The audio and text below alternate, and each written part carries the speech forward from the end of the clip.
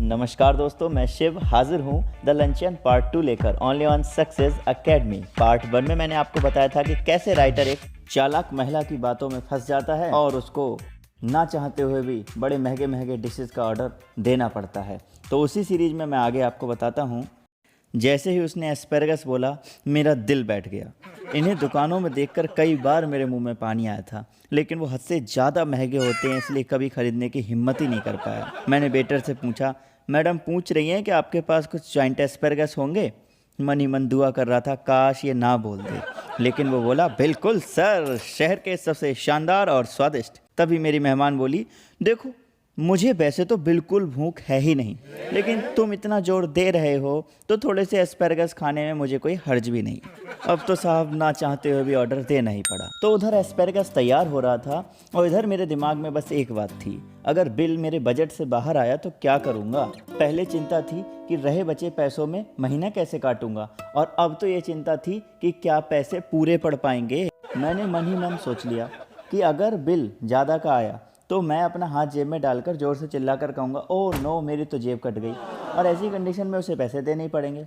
लेकिन अगर उसके पास पैसे नहीं हुए तो मैं अपनी घड़ी यहाँ गिरवी रख दूँगा और बोल दूँगा कि भाई साहब मैं कल बकाया देकर अपनी घड़ी ले जाऊँगा। मैं ये सोच ही रहा था, इसी बीच एस्पेरगस आ गए। वो इतने स्वादिष्ट और आकर्षक लग रहे थे कि मेरे मुंह में पानी आ गया और मैं लाचार सा उसे एक एक कर उन्हें खाते देखता रहा। जब उसने वो ख़त्म कर लिए तो मैंने पूछा, कॉफ़ी? वो बोली, हाँ बस एक आइसक्रीम और कॉफ़ी। अब भाई साहब मैंने भी बिल की चिंता छोड़ दी थी। मैंने अपने लिए भी एक कॉफ़ी मंगाई। आइसक्रीम खाते खाते वो बोली, तुम्हें पता है मुझे एक चीज़ हमेशा लगती है, सभी लोगों को पेट पूरा भरने से कुछ टाइम पहले ही खाना छोड़ देना चाहिए। तुम्हें अभी भी भूख है? मैंने हैरानी से पूछा। बोली, नहीं नहीं, तुम्हें तो पता ही है मैं लंच में कभी कुछ नहीं खाती, बस सुबह एक कॉफ़ी सीधा डिनर। लंच में कभी एक चीज़ से ज़्यादा मैंने खाई ही नहीं। ये तो मैं तुम्हें बोल रही थी बुद्धू। वो तो दिख ही रहा है, मैंने कहा। तभी अचानक एक और आफत आन पड़ी। हम कॉफ़ी का इंतज़ार कर ही रहे थे, तभी होटल का वेटर बड़ा मुस्कुराता हुआ एक टोकरी पीचेस की ले आया। मुझे ज्ञान देते देते उसने उसमें से एक पीच उठाकर बोला, देखो तुमने इतना हैवी लंच किया है कि तुम्हारे पेट में जगह ही नहीं है, और मैंने इतना लाइट लंच किया है कि मैं अभी भी आराम से एक दो पीसेस एंजॉय कर सकती हूँ। मुझे मालूम था ये सीज़न पीच का नहीं है, ये भी बहुत महंगे साबित होंगे, लेकिन आपको मालूम है मैंने बिल की चिंता छोड़ दी थी। हमारी कॉफ़ी ख़त्म ही होने वाली थी, इसी बीच वेटर बिल ले आया। बिल को देखकर थोड़ा सा सुकून मिला, इसलिए नहीं कि कम था, इसलिए क्योंकि मेरे बजट से कम था। बिल था पूरे 77 यानी 77 फ्रैंक्स का, और मेरे पास थे 80 फ्रैंक्स।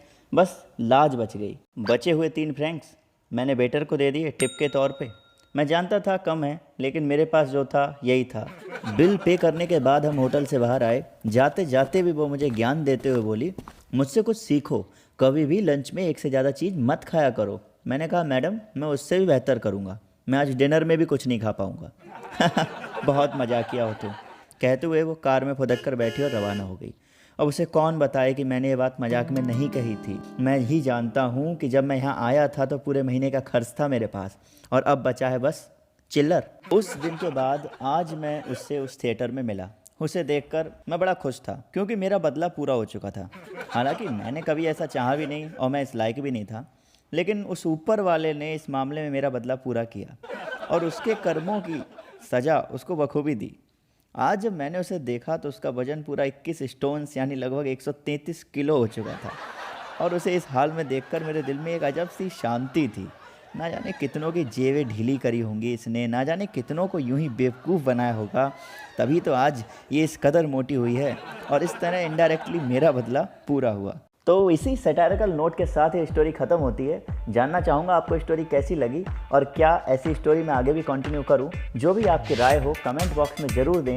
वीडियो को लाइक ज़रूर करें, अगर हो सके तो मेरे चैनल को सब्सक्राइब भी कर लें।